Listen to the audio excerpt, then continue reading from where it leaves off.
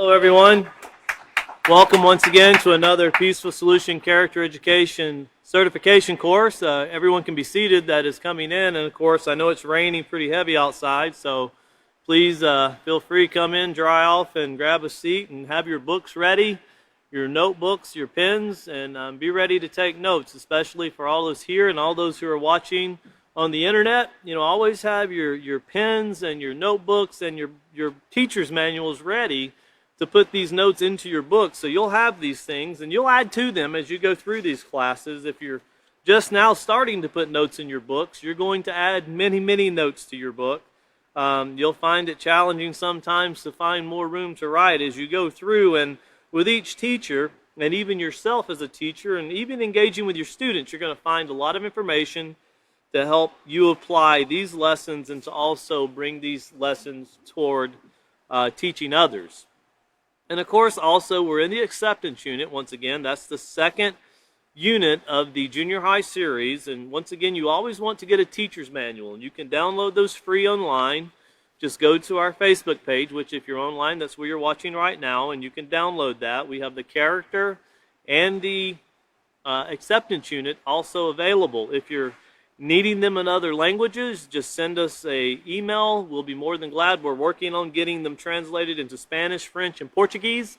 So please be patient with us, but send an email because we have some of them already. So you can message us and let us know, and we will get to you everything that we have available and that is possible to get to you as quick as we can. So if you can be turning over, we left off, of course, we started chapter 5, and of course chapter 5 is entitled, There's a Purpose to It All. And we're talking about a purpose to not only our lives, but also the lives of others, and the purpose that many people have served in their lives, and how we can benefit from the work that other people have done, and how people can benefit from the work that we will do. And that's what we want to really focus on, is our worth and our value, because that's determined by our actions. And if you'll be turning back over, we're going to recover by the reading procedure 4. That's where we were at, or procedure 3. We were in procedure 3. We're going to reread it again, and then we'll move on to working on picking back up on page 88. So once again, procedure 3, this is where we were at, and it said, explain to students that in order to understand that their lives have purpose, they must first recognize that they can make a difference in and contribute to the lives of others. So to do that, you're going to have to see value in yourself. You're going to have some self-respect. A lot of these things we've covered it a little bit, and we're going to cover a lot more as we move forward, but they're going to have to see value in themselves. And that sometimes can be a challenge to get that across to your students, and also to adults, that they do have value and they can offer things that are beneficial to everyone. And notice it says, tell students that when they contribute their time and abilities to help others, they can have a positive effect in the lives of their families, friends, society, and someday even the world. Have students turn to pages 88 and 89 in their handbooks to the section entitled Helping Others Equal Value and Worth. Ask students to list a few of the ways they help others, and explain to students that their contributions, regardless of how small they might seem, can mean a great deal to someone else. And we were discussing in the last class about how some things that are considered small and minor, you know, it can be even the point of having your trash picked up. You don't realize how nice that is to have someone come collect your trash when you throw it in the trash bin until they don't show up a couple weeks and your trash bin becomes full. The animals get into your, if you live in the country like I do, the animals will get into your garbage, the Texas wind blows, and all of a sudden it seems to find its way out of the trash can very quickly. And then that, you know, you start looking around for the trash man. Well, where did he go? These are things that we consider small, and we even talked about other countries, how when you go from one country to the next, prioritization can be very different. But one thing that every country is working toward is trying to build positive character. And that's one thing that when you interact with people, and you can imagine today in society, when you see this helping others, value and worth, you can imagine an example here recently that we all seen in the news was the huge amount of refugees that showed up at the Mexican border that were from Haiti. And then you start throwing things together very quickly. You have French-speaking people in a Spanish country wanting to come to America that speak English. And you have a lot of people that have come and they've run out of money and they have no food. And they're just looking for a place to go. Well, that creates a huge crisis in the minds of a lot of people. Well, what do you do to help them? You know, some people say, well, we need to feed them. Well, you feed them, but what else do you do for them? They eat 3 meals a day, 2 meals a day, but that doesn't show them that there's value and purpose in life. They're kind of just being prolonged with no end in sight. And it's not just that situation. I only speak of that because that was predominant in the news, but think about all the situations taking place, whether it be in Africa or in Europe, the immigration. Turkey is one of the largest, or the country with the largest amount of immigrants that have entered into their country. And what is taking place? What is helping? What are we doing as a society to, you know, we say immigrants, but what about, and refugees, but what about just everyday citizens in a community? What are we doing to help better the lives of everyone? And that's something that we all should be examining, because if our life, if we feel we have value and we have worth and other people should see that and respect that, then we need to start looking at every individual we see. And this is something that's really important to get to the minds of students, because young people tend to put value on, they wear nice shoes. They got really nice shoes. They got like the nicest cell phone. They got the latest, greatest stuff when it comes to electronics. You know, the PlayStation or whatever kind of electronic device they have to play video games, they got the best. You know, and they kind of measure worth on what a person has as far as devices, or, you know, what they accumulated here or there. They got the nicest car that pulled up in the parking lot. And that can have value, but as far as character and morality, it means absolutely nothing. There's no value when it comes to things like that. In fact, some of the things I mentioned can actually take away from the value, and we'll get into some of those things tonight.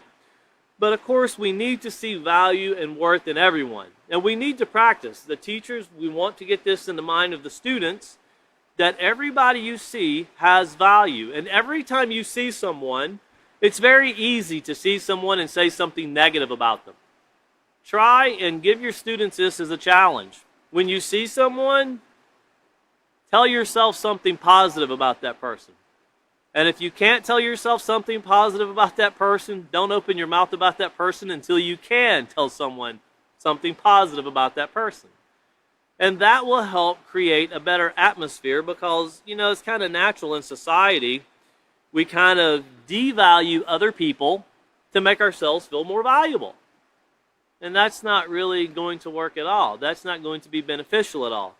We'll find that when we see the value in others and we promote the value in others, society itself becomes worth a lot more. The value of society becomes worth a lot more. Safety is more prevalent. Theft is reduced.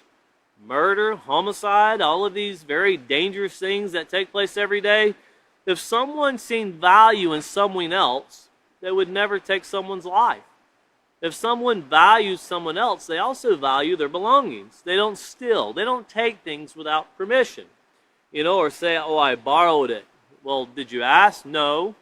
Well, that's stealing. We can eliminate a lot of things just by seeing the value in others. And looking back here on page 88, we left off in the middle of the page, but let's look up toward the top once again. At the very beginning it says, have you ever considered how many people you know and see on a regular basis? You know, think about that. Think about how many people you interact with every day and consider who they are. And then start thinking, what do I do to help that person's life become a better life? What do I do to help that person enjoy the day more? Now, you could sit back and go, what am I doing that kind of brings down that person every day? What am I doing that, especially when you work together? You know, when you work together on job sites and in working environments, sometimes personalities can clash. And you got to think, well, do I make this person's day better, or do I bring it down? Do I make it, you know, to where the person just doesn't even want to come to work the next day? Well, we have to evaluate what are we doing and how do we affect, because remember, our purpose is supposed to be accomplish a goal. But notice here it says your family, friends, and teachers are only some of the people you communicate and interact with daily. We need to examine, is it positive or is it negative? And if we find any negativity in the communication, we need to work on that because it's a breakdown of showing respect. Well, what effect do you have on each other's lives? You think about that. Think about how you've been affected by other people and what they say and what they do. If you go to work or if a student goes to school, and if you walk into school and someone says something very derogatory to you, like, oh, look at that goofball, just wait till third period. Yeah, I'm going to show you what you are. If you've ever been in that situation, if you're a young man or young woman, you go through the whole day really sweating it. You just can't wait to get out of there and go home. Well, what occurs if you go to a job site and someone's yelling and screaming at you? You idiot! You don't even know what you're doing. How does that benefit? How does that accomplish a goal? And how does that teach someone anything positive? Well, think about these things because I promise you, if we examine ourselves, it might not be that strong of a language, but we can all examine ourselves and find to where we can find guilt in ourselves without looking at somebody else. We can find where we've actually made someone else's day a little bit worse or a lot worse just because of our conduct and our interactions and what we say. Well, we're wanting to examine this. Notice it says by consciously making an effort, so that's by thinking about it. Have it in your mind. Set in your mind in advance as we read on page 80 in the character unit. And remember the influences that we carry, our words carry. And for your notes, that was page 60 in the character unit. So setting our mind in advance, considering the influences that we put upon other people, well, by consciously making an effort to willingly help and share knowledge with others, you can improve their lives and give meaning and purpose to your own. So this knowledge is knowledge and moral character. Remember, we talked about how society needs more than just the basic core subjects of reading, writing, and arithmetic. We need to also consider character education and how to better our society. And then, of course, we read, when was the last time you took stock of the ways in which you were helpful? So stock, investment. You invested in this. You actually took a reference to how much are you doing to better someone else's life? Not just our own, but someone else's. Notice it says, do you assist your parents and other relatives by doing chores or babysitting younger ones?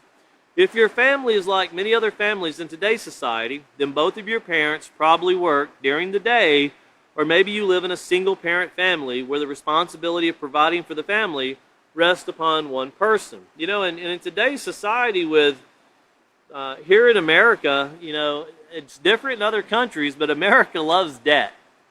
You get what you want today and pay for it for the next 50 years. And it's kind of crazy when you think about decisions that are made when you get something today and then you decide you're going to donate a large part of your income for the next 7, 8, 10 years to something. But that way of thinking has led to a lot of families. It's become a necessity to keep up with the Joneses, to kind of have the latest, greatest stuff with all the greatest credit cards we have. Well, it's accumulated a lot of debt, and it's forced families into, when you think about the shows that used to come on years ago, the Leave It to Beavers and stuff like that, where the mother was always at home and she was cooking and cleaning and she was teaching the children and training the children. Well, most children today wouldn't even recognize a life like that. That is so far-fetched. And parents today aren't just working just to have a lot of money. They're working just to get by. They're working just to make ends meet, just to get from point A to point B. So it's not like everyone's working to accumulate a lot of stuff. Sometimes, especially with inflation as we see it, it's just to get food on the table. And that can be a challenge in itself. And it's really hard when you go to a school, and you'll know if you go to a school district like in Houston, there'll be a lot of, depending on which area you're in, you can be at a school district where 80% of the meals are free to the students because the income is very low. Now, that can be embarrassing for a person. I remember being in school, and there was a time when I was in school that I got free lunches. And I remember wanting to make sure no one else seen when I went through the line that they marked down that I got a free lunch. Because that just means in the furniture industry at that time where I lived, they didn't pay a lot of money. And if your parents were working hard in the furniture factories, well, there wasn't a lot of money involved in that. So it was pretty easy to get a free lunch. And I come to find out just about everybody I was in school with was getting free lunches. You know, and it wasn't so embarrassing after that. But when I thought I was the only one, it was very embarrassing. But continuing on here, notice, and this is what comes to us as young men and young women, it says, regardless of the size of your family, parents and guardians have many obligations and duties. As a young adult, you have the ability to contribute to your family's well-being. And this is where it gets complicated. It might seem as if you're the only one taking out the trash or doing dishes. You know, we can say that, but think about it. And I remember I used to complain, and I have children now, and I see them complain, when it's, okay, it's your turn to take out the trash. Ah, really? And when you think about it, it only takes all of 3 or 4 minutes to grab the trash bag, take it to the dumpster, and I'm thinking, man, you just got fed? You get clothing, you got a place to stay, all of that for 3 minutes worth of work. That's a pretty decent deal, I'd say. But people tend to think that, you know, it's a burden. And washing the dishes, well, hey, somebody had to pay to make them dirty. You know, you didn't mind eating out of them. If you like to eat out of a dirty dish, I guess you can go ahead and leave it. I'm not doing that. Well, wash the dishes. You know, I did that growing up. You know, one thing you learn as an adult, and this is something I always tell my children. You know, that trash can fills up really quickly. And you got a big dumpster, and we fill it up really quickly. You know, I had to pay for everything we threw in that trash can? Think about that. Everything we throw away, we pay for. Try to find a way to reduce what we're throwing in the trash can. That would go a long way, and you wouldn't have to take out the trash so often either. But, you know, you think about that when you're an adult, but as a child, it's, oh, I don't want to do it. Well, you know, these are things that it's because value is not seen. You don't want trash all through the house. You know, of course, no one wants that. Well, part of that is to value that, you have to take out the trash or do the dishes or any other chore, you know, whether it's doing the laundry. All of those things are needed. And, of course, when you think about your parents coming home, there's more to life than coming home and playing video games. You know, that's something that can be detrimental, but that's later on as we move forward. Looking down to the next paragraph, this is where we left off. And it says, have you ever taken part in a drive to clean up your neighborhood or shovel the sidewalk for an elderly person after a snowstorm? You know, maybe you have volunteered your time to teach English to someone from a foreign country or read a book to the blind or elderly. And when you think about that, that seems like something so simple. Teaching English to someone from a foreign land. If you've never had the pleasure of being in a land and you can't speak their language, you need to experience that one time in your life. Because as Americans, we think if we go to, when we went to Argentina, you kind of land and you look at everybody, hey, you speak English? It's almost like we went to their country and they should have been learning English for us when we got there. And you realize very quickly that there are some people that can speak English, but when you're in their country, it's only fair to do what they do. Learn to speak Spanish or get a translator. So we had to get a translator. You know, but these are things we kind of expect other people to do things to fit into our lives. But you don't realize until after you've been in those situations, when you go to a country that speaks Spanish or French, when you expect them to speak English, they realize you're not looking at them with the value that you should. You're in their country. You should speak their language. It's their country. If they wanted to speak English, I'm sure they would have made it that way. You know, so we have to get into that mindset of when we're dealing with people, we need to find ways to show them value by helping them and guiding them and respecting where people come from and knowing there's different customs. And as we've taught in the Peaceful Solution, as long as they bring no harm to themselves, someone else, or the environment, it's okay. But going somewhere and realizing, I can't speak to anyone, that's a feeling that everyone needs to go through one time in life, and you realize what a person goes through when they come to the United States and they can't speak English. They really can't speak, communicate. And that's a very hard thing to go through. We talked about earlier in the character unit about what would it be like, and also in the acceptance unit, what would it be like if you couldn't communicate with anyone? Think about how worthless and how devalued you would feel if you can't even get a sentence to go across or tell someone that you need something, or, worst case scenario, you have an emergency and can't communicate with anyone. That becomes very, a very bad situation, so to speak. It says there are countless ways you can assist others in your community. This is very important to pay close attention to this. However, it is up to you to educate yourself about the relevant issues in your area. Now that means educate yourself about the issues relevant in your area. That means get involved in your community and find out what needs to be done.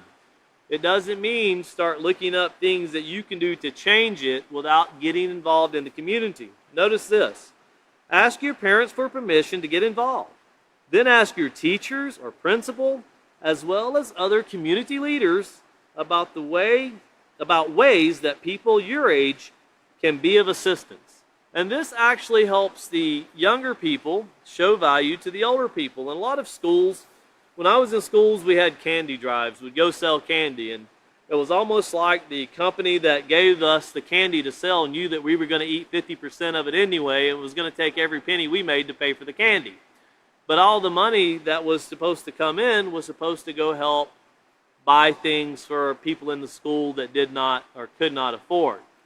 And, it was pretty decent because I always thought, well, this is great. We get to sell candy every year. And then I would work really hard raking leaves to pay for all the candy that I ate. It was almost like I didn't see. I was my own best customer. But the value that they seen in that, they realized that, and this is true in society, and you'll see this in your students, and you'll see this in society. When people are asked to help in a society, very few people will get involved unless they're receiving something for doing that help. And if they're receiving something for doing that help, they'll get involved.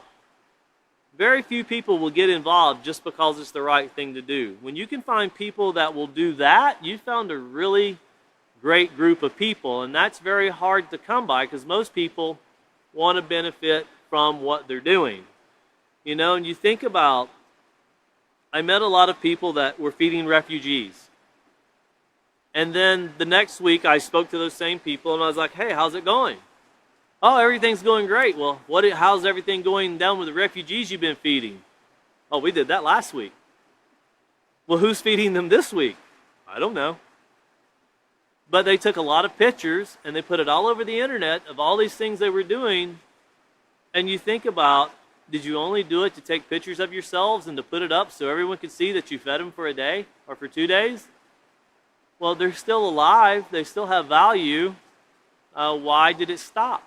Why is someone not offering them something so they can show a betterment?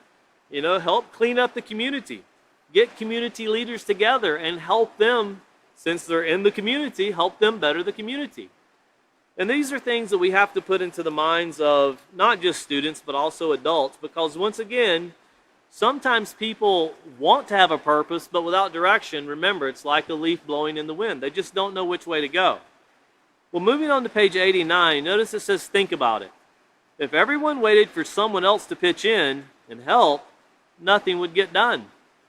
And there was a commercial that was made in New York City one time, and I'll never forget it. It was done really well, the thought process that was put behind it.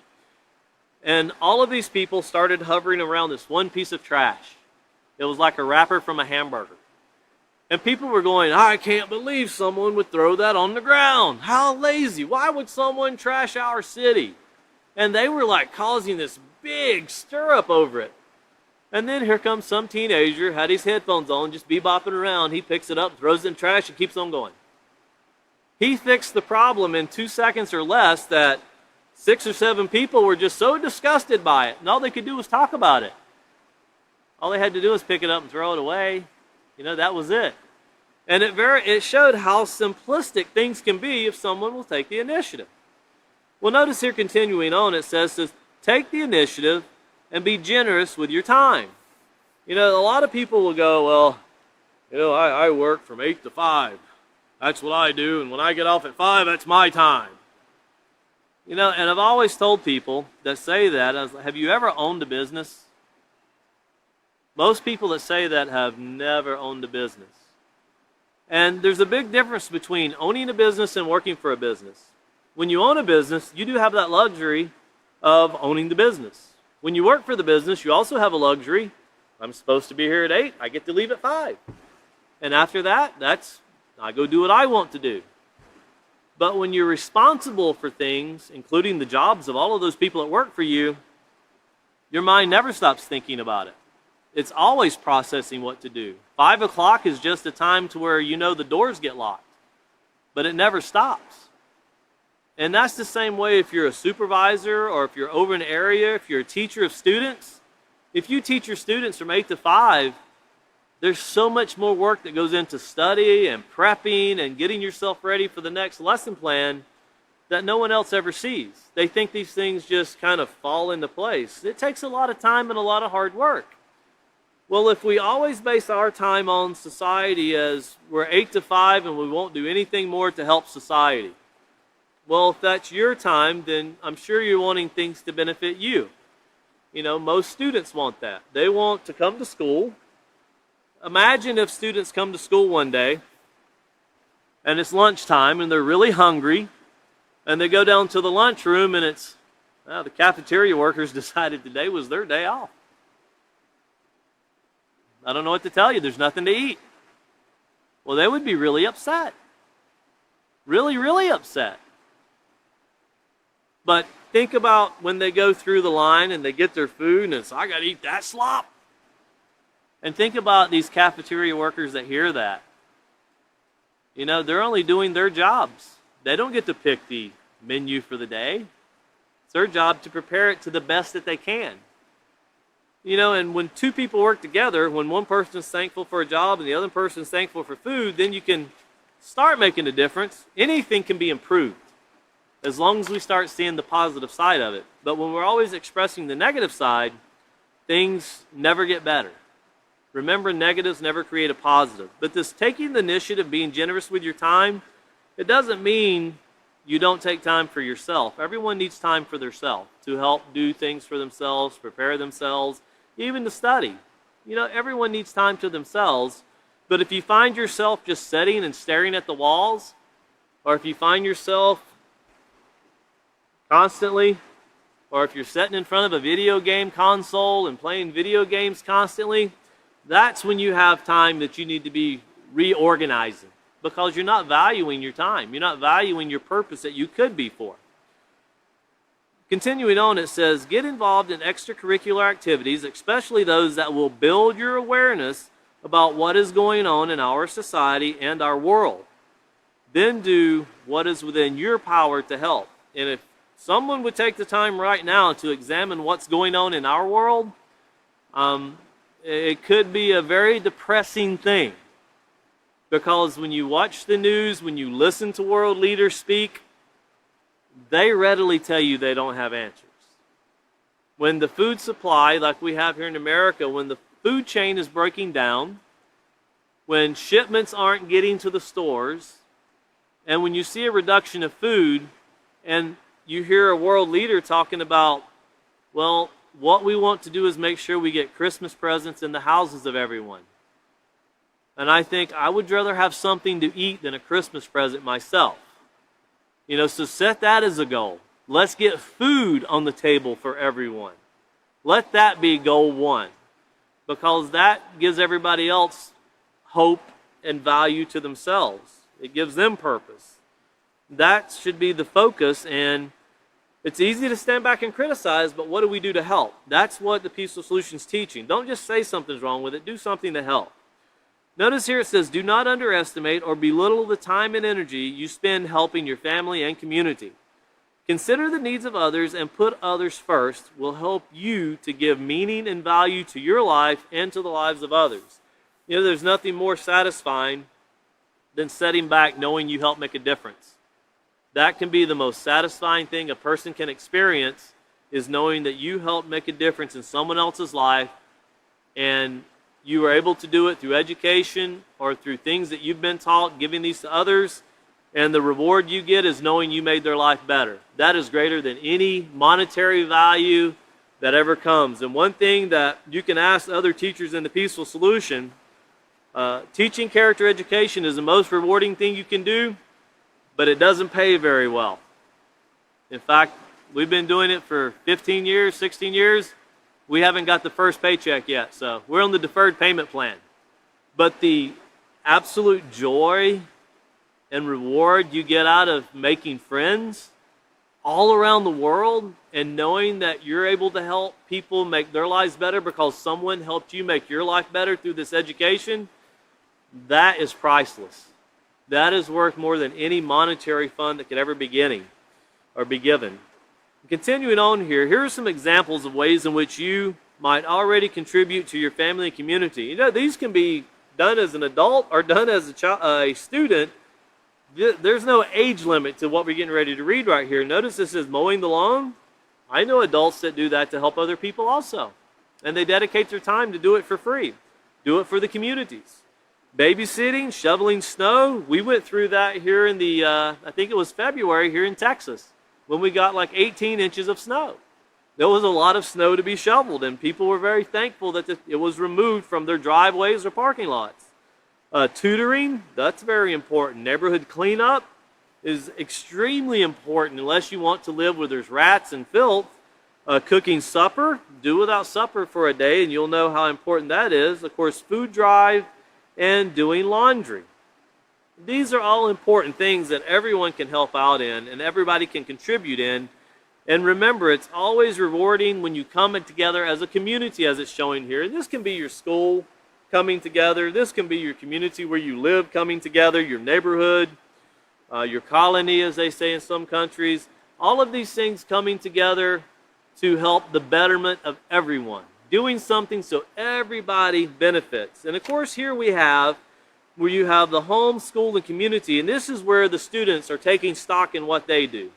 This is where you would have them to write down the things that they're doing to better the lives of others. And this could be something they get a monetary reward for. It could be something as they do it, they're given an allowance. That's fine, that's showing value. But it can be a paid or not paid. That's not important. You're just actually looking for things they're doing to help better the home, the school, and the community. And you'll find students that are doing a lot. You'll find students that want to do a lot that just don't know how. And then you'll find students that they think they're doing a lot, but not really doing much. Doing a lot for themselves, but not really for anybody else. And that's something that you want to help them see. You don't want to demoralize anyone. You don't want to make them think they're not doing something, but you want to show them the importance of what it is and what it means to do it. Turning over to page 90, what it all boils down to. And it says, ordinary people think merely of spending time. Great people think of using it. And that's important because time is something you never get back. You'll never get back the time that you have. In fact, the last 35 minutes you've been sitting in this class, you can never recuperate that. You've given it to education. Well, that's worth giving it to. But if you spent 35 minutes watching the last sitcom, if they still come on TV, I'm not sure if they even do or not, or television show, well, what did you learn and how did you benefit society? Or was it more of a thing where you kind of just stared at something off in the days? Think about what do we do with our time and what benefit does it give to us and other people? And continuing on here, it says, life is more than watching TV and playing video games. Once you get older and you get out of doing those things, you realize it's a very much wasted time to be in front of a TV or playing video games. It's up to you to decide to do something more meaningful with your time. The choice is yours. And that's something that everyone has to understand. The choice is literally up to us what we do or don't do. If we want to make society better, if we want to make our communities better, if we want to help other people see that they have purpose and they can actually accomplish goals, that's an important part too to actually do. Looking over to page 91, we want to turn back here to the lesson plan, and we'll cover really quickly. If you notice here, of course, in the procedure 3, it told us to cover pages 88 and 89. And notice we covered page 90 because it's not listed in the next procedure. So we want to make sure to have that covered before we get into procedure 4. In procedure 4, it says explain to students that each person must determine their specific purpose in life. Once again, you see that word must. It's up to each person to determine, they must determine their specific purpose in life. We often make this determination based upon influences, likes, dislikes, strengths, and abilities.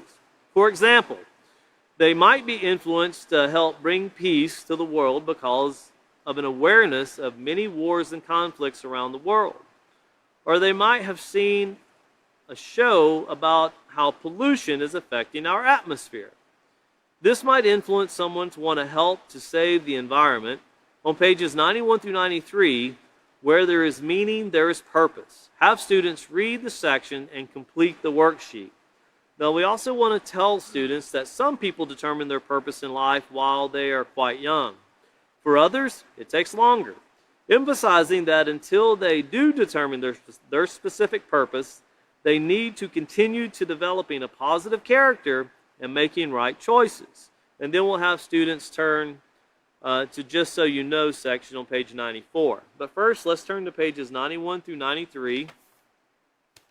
And remembering that each person, it's left up to them to determine their specific purpose. And some people do this at a very young age. You know, you go into schools and you can ask students, and you can do this in high school. You can do it in their senior year. And ask them, what is it you want to do in your life? What do you want to be? You can actually go to college and ask people that are taking college courses, they're majoring in certain subjects, what do you want to do? I have no idea. They really don't know. They're spending a lot of money on education, but they don't really know. Some people determine what they want to do through influences. That's kind of how my life was shaped and formed. Where I came from, what my parents did. You know, it goes to show how you can be influenced, but those influences can change. And I'll give you an example. Where I came from, that was where most furniture in the United States was built. So I got into furniture, and that's what I wanted to do. And I enjoyed it, but I didn't want to know how to build it. I wanted to know everything there was about it. I wanted to know how to design it, how to blueprint it. I wanted to know everything it took to build a piece of furniture and to do it on the high level. I didn't care about the cheap stuff. I wanted to know how to do it from the high end. And I wanted to know how to do it right. And I knew that you could have 5 teachers, and they would all have their 5 different ways of doing it. And they would all be pretty decent ways because these people were very well known in the furniture industry for the very high-end furniture factories. Well, that's what I wanted to do. And then later in my life, I relocated to a different state, and I met a man. And he showed me, well, you don't just want to build it, you need to run a business. And he taught me the business side of doing things. And I would have never considered running a business. I was fine just building it. To me, everything was a challenge. It was interesting to me, and I enjoyed it. And I still do to this day.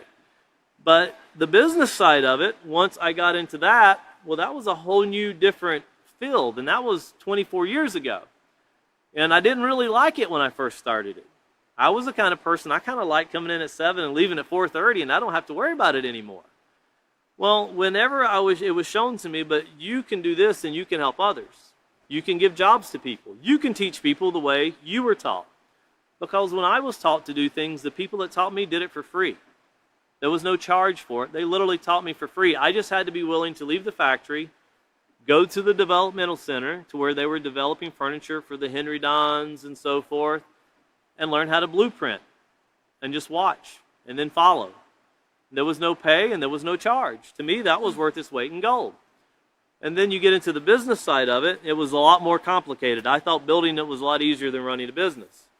But when I was shown a purpose of how you can be a benefit, not just to yourself, not just to others, but also to a community, and communities really want these things, it took a little bit of time, but once I seen what the person that was leading me and teaching me was trying to show me, I actually fell in love with it. You know, and then later on in life, I learned about teaching character education and I fell in love with that. And I found other people who loved it just as much as I did. And other people that wanted to travel to everywhere they could to teach character education. If they would let us in, we would go there and teach. We didn't care if we had to drive 500 miles to one place and we got to teach 3 classes, then we drove back. That was fine. We just wanted the opportunity to help make someone else's life better. And we did it for free. There was no money. We just wanted to help. And later on in life, as I've gotten older, I've met a lot of people like that. People that just want to help. They just want to make people's lives better. Not for monetary gain, but to make society better. And we tend to think there's not that many people out there that want to be like that, but there are. There's a lot of people, they just don't know the purpose that they have in life or how to develop that purpose. Well, here on page 91, it says, where there's meaning, there is purpose. And notice it says another important aspect of accepting that your life has meaning is to determine what your purpose in life is. And once again, in that acceptance of meaning, turn to page 3, because we covered that at the very beginning. Page 3, and look down at the last paragraph here. It says accepting yourself, once again on page 3, it says accepting yourself means realizing that you are a unique human being. Your ability to make a difference in your life and the lives of others depends only on the amount of time and effort you put forth into your studies. And that's very important, because that really, when teaching character education and helping others, you know, a lot of people want to teach off opinions. Well, in my opinion, if you do this, this works well. Well, is it proven? Can you tell me where this has worked? You know, I heard someone's opinion that said feeding refugees for 3 days was a great idea. Well, they've been there for a month and a half, so what were they supposed to do for the other days? You know, they're in a country where you don't find food on the sidewalk. There's already a poor population in that country. Anything that could have been gotten for free is already taken. So what do we do for them? Well, if you think about it, you have to give people purpose. Giving a man a fish doesn't benefit him but just for that day. Teaching a man to fish, as we'll get into as we move forward, that's how we benefit people. And people want to help others. People want to better their lives. Well, once they realize they have this purpose in life, then they can move forward. Back to page 91 here, it says everyone's life has purpose. Yes, everyone. Everyone you see around you, everyone's life has a purpose. If you've ever been able to teach in prison facilities, correctional facilities, you know, that is one of the most enjoyable places that you can go teach in. And I'll tell you why. We've been to middle schools, and teachers will tell us, you know, this is their words, good luck when you teach them. Why? They already know everything. You're not going to be able to tell them anything. They already know it all. Okay, well, I was that way too at one time, so I kind of understand. You know, I found out I didn't know much at all later on in life, but at that time I thought I knew everything. When you go into a prison facility, the attitude's totally different. They'll look at you and go, I broke it, and no one's told me how to fix it. And one thing you realize that when we go in, we actually teach the lesson plans that we're talking about right now. And this is for correctional facilities. We use the junior high series. Why? That's where it went wrong. And they'll tell you, you know, I started going down the wrong path in my teenage years. That's where it went wrong. And we've had inmates come to us and go, why did no one tell me these things in life? Why did no one show me or give me direction? Why did no one give this information to me? Well, one, they didn't have it, or if they had it, they didn't know how to present it. You know, we tend to think that everybody's supposed to find their own way through life. And we found that 2.2 million people in America find their way into the prison system. And you start looking at people that are in facilities, and a lot of people, they look at correctional facilities like, well, they should be in there. We should lock them up and throw away the key. Why? Why would we take human life and not think we can make it a betterment? Why can we not help people be better people? And why do we want to look at them and say they're worthless? It makes us feel better. We're worth more. They're the danger to society, and I'm the benefit to society. That's the way people say things. But when you go to prisons and you teach in correctional facilities, you learn there's a lot of people in there. All it took was one day, 5 minutes of making one bad choice, and they're in there for 20, 30, 40 years for one choice they made in a 5-minute span. Now, if you can find me a group of people that can't say they haven't made a bad choice in their life, then we can go ahead and say, yeah, those are bad, we should get rid of them. But I honestly think that if we were to put everybody in prison that made bad choices, we could just put the fence on the outside of the perimeter of the United States and Mexico. We could just put ourselves all in one big prison because we've all made bad choices. And when a person's put into prison, you know, sometimes they lose the purpose they could have had. They still don't know what it is. Well, what do you do in a correctional facility? Or what do you do if you take a child and you put them in an alternative school, which is where children go that have behavioral problems? Well, obviously, you have to work on the behavior, and you have to give them purpose. You have to refocus what it is that's going wrong in their life. We tend to think that, as it says, they're just a bad apple. There's no fixing them. That's not true. You know, when we say things like that, that's a very negative context that we put upon people. And a lot of it we'll find, if we'd examine ourselves, we say negative things about people so we feel better about ourselves. And that's truly the sad part of the psychological set in society, to where we speak bad about people. It's so we feel better about ourselves. Well, that doesn't give purpose to anyone, and try to think about the detriment that comes to the mind of someone, especially a child, when these things are done. Notice it says here that, yes, once again, it says the problem is that people sometimes get caught up in the daily grind. You know, everyone's life has purpose, yes, everyone, but people's life, they get caught up in the daily grind. And what's the daily grind for one person is different than for the next person. You know, we all have very different lives. We're sitting here in a room together. A lot of us live in the same community out here in West Texas.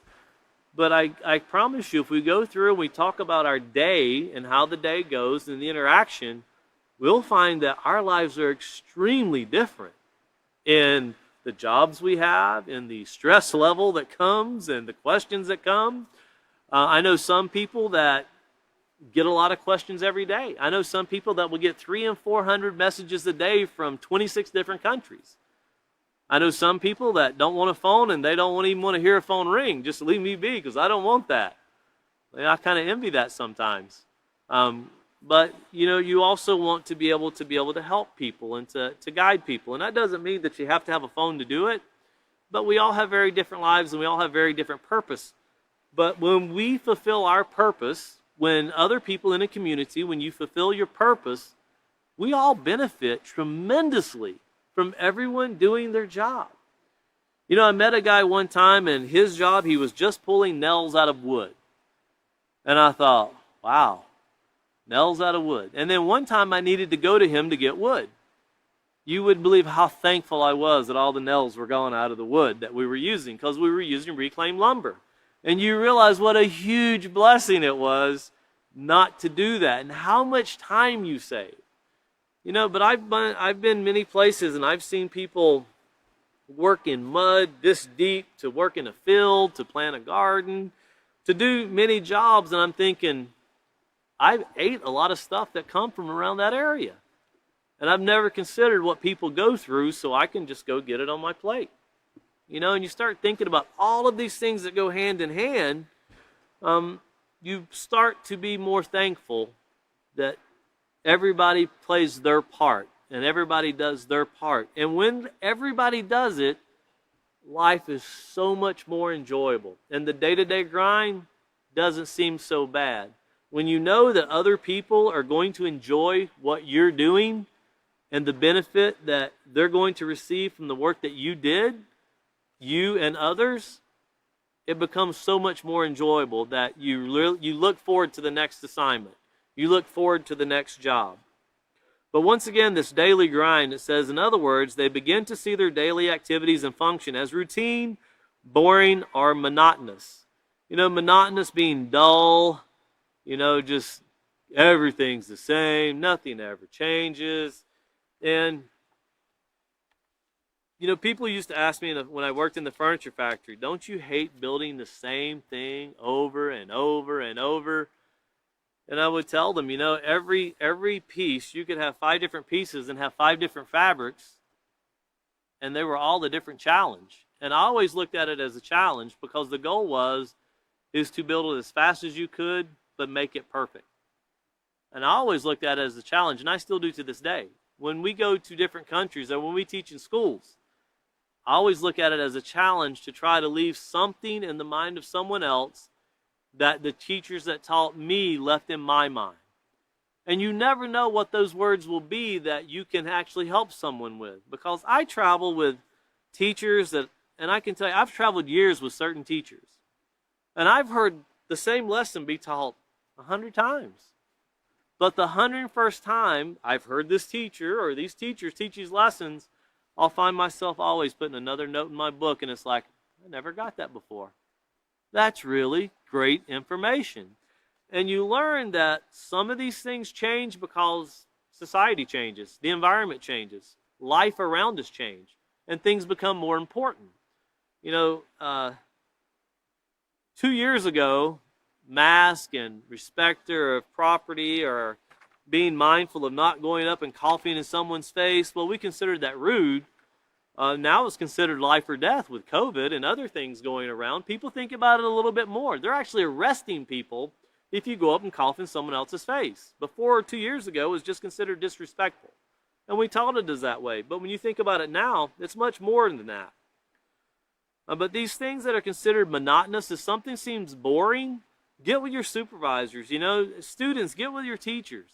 Because everything is an adventure, and you want to do it to the best of your ability. And when you think you've got it perfect, and you think you've got everything done right, when working at a furniture factory, when we used to build samples, and they would go to a city known as High Point, and people from all around the world would come to examine. They didn't just look, they examined this stuff. They would shoot lasers across the grain in the fabric, and it was a very interesting time. And you could do something that you thought was absolutely perfect, and I guarantee you 5 people would find something wrong with it. And the 5 people that were finding something wrong with it, they were wanting to buy it to put in their stores, and their customers wouldn't have known the difference. But they did. And the only reason they did that was to let you know we will not bend in quality. We want the best of the best, so don't send anything less than what we see here. Because in the furniture business, a lot of time is put on those display samples, and then when it comes through the factory, it's a totally different story. We'll make those perfect, but, coming through the factory, it's not going to be as perfect. Well, they would let you know, we'll send it back to you. Even if you send it on the other side of the world, we're going to send it back at your cost. Well, that's with a product like furniture. With character, if you let some slippage take place in that, if we neglect that and someone makes a bad choice and they hurt someone, can't exactly pack that up and send it back to where it came from. In fact, lives are lost, people are hurt, things are damaged in those cases. So the purpose of everybody seeing how not only have you done it and you've done it well, and I'm not saying tell somebody if they made a B+, you should have made an A.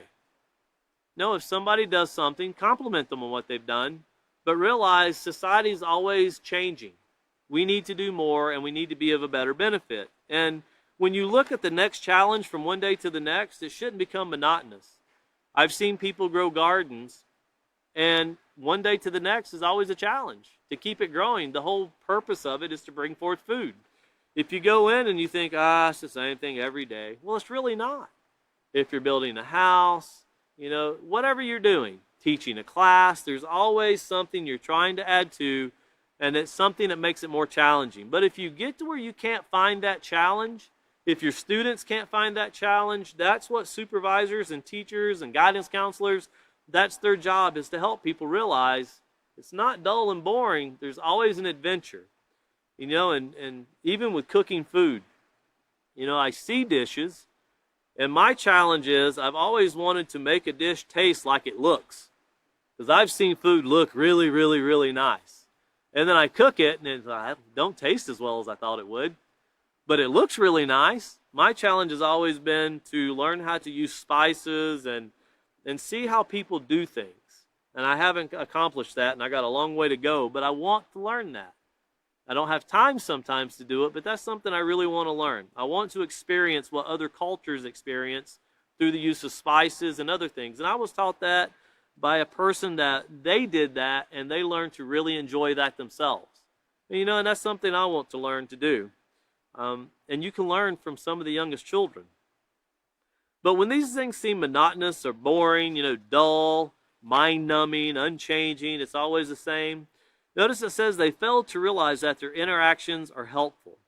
They might become disappointed and frustrated and tend to have a life is boring. I deserve to have some fun. Besides, I don't have much of a future. So I might as well live for the moment attitude. So in other words, I need to enjoy everything now. Get it all, get it all in, soak it in. Well, life is very long when you're young. Once you get older, you realize life is very short. I was just telling one of my children the other day that you think that when I was young, I'm 48 now, and I thought when I was young, 48 is old. When I'm 48, I think, man, life has blown by so fast. I remember being in high school, it just seemed like a couple weeks ago. And I look at people that are older than me, and they'll tell me the same thing. Life goes by extremely fast. So make use of every moment of your time because you don't get it back. And try to limit your bad choices because you have to deal with those throughout your life. But when you're young and trying to get that into the mind of a young person, they're like, oh, nah, it takes a long time to get your age. Well, you'll find out very quickly it doesn't. And you're literally building what your future will become right now. And if you don't have the right attitude, some people think they're going to live forever, and they don't make it past 18 or 19 or 20 years of age. They lose their life very young because I want to have fun now. Well, what is fun? Fun should be something that doesn't bring harm to yourself, someone else, or the environment. That's fun. Fun isn't getting extremely intoxicated and driving down the road. Fun isn't getting this little pill that everybody else is taking and, I hear this stuff will do a lot for you. Fun is not when they bury you at 25 years old. That's not fun. But one thing that I try to tell everyone, because I've learned this in life, I had friends that died very young. Car wrecks, drug overdoses, and everybody gathered at the funeral when they died, felt bad for them, and that guy was my friend, we'll never forget you. 3 weeks later, no one remembered them. Life just kept going. You think about their bad choices, and that kind of helps you in your direction with yours, but it's sad that a life had to be lost to see that. Well, continuing on, it says, without purpose, these people are more susceptible to taking unnecessary risks that could lead to experimentation with drugs, alcohol, or premarital sex. This relations without commitment. Putting themselves in danger of deadly sexually transmitted disease. And they're so prevalent today. When I went to this one country, and as you go into the border, I was kind of shocked because I'd never seen this before. One day they sent me out the back gate. And out the back gate, you end up on a different road, but it depends on the size of your vehicle, which way they send you. Well, when you come out the back gate, there's a lot of Americans that go there, and there was nothing but nightclubs. As far as you could see. I'd never been to that part. I always run around the other side. And all these people are gathered out here, and I'm thinking, man, it's middle of daytime. And then as I met a lady who was over public relations, she was telling me, well, those are prostitutes. They're waiting for Americans to come across. And for $50, they'll spend the whole day with you. And I thought, $50? Does no one tell them their lives are worth more than $50? And the lady told me, she said, there's two things to guarantee you. One, you're not going to have the time of your life. And two, I work with every one of those girls, and they all have STDs. You're going to get an STD. You will leave Mexico with something you'll never forget. And I thought, what a sad thing. You would like to gather them all together and introduce them to a teacher that could help them to better their life, instead of people for $50 taking advantage of them. Because that right there breaks a person's heart, to know that those people suffer in their lives so someone else for $50 can get enjoyment and these people think that's their purpose in life. And it's not. And society shouldn't do people that way. Well, continuing on here, it says, in many ways they give up on themselves and their future. And you see that when you see something like that in that magnitude. Well, don't let this occur to you. Keep in mind that your life, like everyone else's, is meaningful and has purpose. But it's up to you to determine your purpose. You know, and think about that, and think about how you could help other people. Would you be the person that would go across to help those people, or would you be the person that for $50 you would use them and abuse them too? It's a sad fact when people do people that way. You know, we need to take people and help people to show them, no matter what you've done in your life, you're very valuable and your life is valuable and you should be treated with extreme amounts of value. And no one should do something to belittle you or tear you down. And life is a lot more valuable than $50 and a lot of chemicals in your body because you got a disease. You know, so think about those things and how some people subject themselves to harsh things if they don't know any better. So we're going to stop right there on page 90. Our next teacher will pick up on page 92, starting with determining your purpose, you know, getting our mindsets to that. And our next class is going to be on 1017. That'll be Sunday at 5:30, and we'll continue moving forward. But look at everybody with value. Look at everybody with purpose, and always make that the first and foremost thing in your mind. If you can't say something positive, then just don't say anything at all about someone. Thank you very much for joining us, and we look forward to seeing you again.